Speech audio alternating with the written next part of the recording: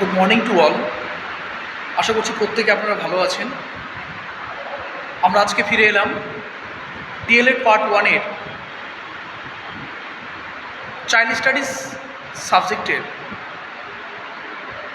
আমরা নতুন একটি চ্যাপ্টার নাম্বার 8 প্লে খেলা, এই অধ্যায় থেকে আমরা একটি কোশ্চেন আজকে আলোচনা করব। চলুন আমরা সেই কোশ্চেন নিয়ে একটু আলোচনা করি। আমাদের যে চাইল্ড স্টাডিজ সাবজেক্টের ডিএলএড পার্ট 1-এর যে ফার্স্ট যে সাবজেক্টটি রয়েছে সেটা আমরা প্রত্যেকে জানি। বিগত ইউনিটগুলো আমরা স্টাডি করেছি, প্রত্যেকটা ইউনিটের কোশ্চেনগুলো আমরা সলভ করেছি। আজকে আমরা ইউনিট 8 প্লে থেকে আমরা একটি কোশ্চেন এবং তার অ্যান্সার সম্পর্কে আলোচনা করব ডিটেলসে। কোশ্চেনটা হচ্ছে যে খেলার সংজ্ঞা লিখুন বা খেলার ধারণাটা দিন এবং খেলার যে বিভিন্ন শ্রেণী বিভাগগুলো রয়েছে বা খেলার যে বিভিন্ন প্রকারভেদগুলো রয়েছে সেগুলো সম্পর্কে আলোচনা করুন এবং তার সংক্ষিপ্ত পরিচয় দিন। আমরা আজকে এই প্রশ্ন সম্পর্কে তার উত্তর আলোচনা করব। চলুন আমরা খেলা বলতে আমরা জানি, যেমন মনোবিজ্ঞানী হারবার্ট স্পেন্সার বলেছিলেন যে আমাদের দৈহিক বৃদ্ধির জন্য শারীরিক যে বাড়তি শক্তির যে প্রকাশের একটি মাধ্যম সেটা হচ্ছে খেলা।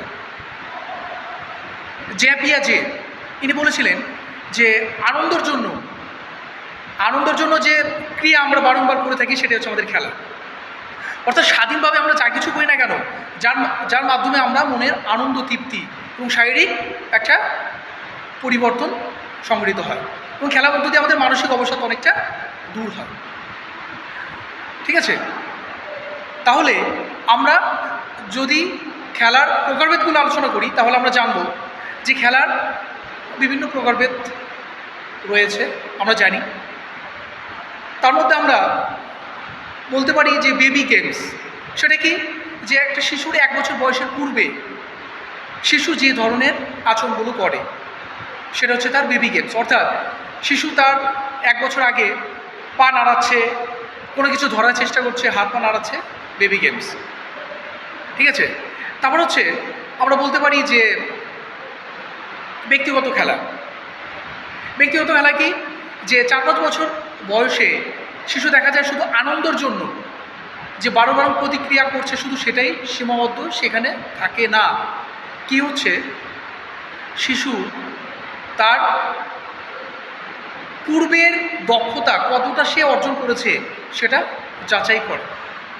যেমন আমরা বলতে পারি যে সে একা একা সিঁড়ি দিয়ে ওঠানামা করছে, একা হাঁটছে, সেটা কিন্তু আমাদের ব্যক্তিগত খেলার উদাহরণের মধ্যে আমরা তুলে ধরতে পারি। প্রতিবেশী খেলা কি, যে শিশু এই বয়সের স্তরে সে তার বাড়ির আশেপাশে যে সমস্ত সমবয়সী বন্ধুবান্ধব থাকে তাদের সাথে একত্রে খেলাধুলো করে, সেটা হচ্ছে প্রতিবেশী খেলা। যেমন আমরা বলতে পারি যে লুকোচুরি। ঠিক আছে, লুকোচুরি খেলাটা কিন্তু একটা কি প্রতিবেশী খেলার মধ্যে পড়ছে। ঠিক আছে, তারপরে আমরা বলতে পারি দলগত খেলা কি, যে একটা শিশু যখন 8-10 বছরে চলে যায় তখন তার বেবি গেমস, প্রতিবেশী খেলা, ব্যক্তিগত খেলার সীমা অতিক্রম করে সে কিন্তু দলগত, অর্থাৎ 1-এর অধিক 2-এর অধিক সদস্যদের সঙ্গে সেই ধরনের খেলায় তার মনোনিবেশ চলে যায়। এখানে আমরা বলতে পারি যে যখন আমরা ক্রিকেট খেলা হয়, ফুটবল খেলা হয়, তখন কিন্তু সেখানে 10 জন 11 জন করে প্লেয়ার, অর্থাৎ 2-এর অধিক সংখ্যক খেলোয়াড়ের সঙ্গে কিন্তু খেলে থাকে। অর্থাৎ শিশুর কিন্তু এর মধ্য দিয়ে কিন্তু একটা শারীরিক বিকাশ এবং মানসিক শান্তি, স্বতঃস্ফূর্ততা লাভ করছে।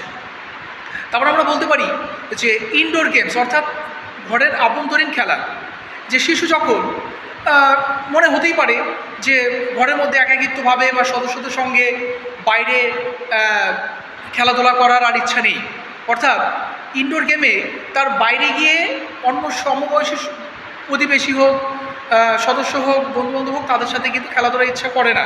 বা কোনো কারণবশত প্রাকৃতিক দুর্যোগের কারণে সে কিন্তু খেলার মাঠে যেতে পারে না, সে কারণে কী হচ্ছে, সে ঘরের ভেতরে থেকেই সে বিভিন্ন ধরনের খেলা সামগ্রী নিয়ে সে তার আচরণটাকে পরিস্ফুটতার মধ্য দিয়ে তুলে ধরছে, যেটা হচ্ছে আমরা খেলার মধ্যে তুলে ধরতে পারি।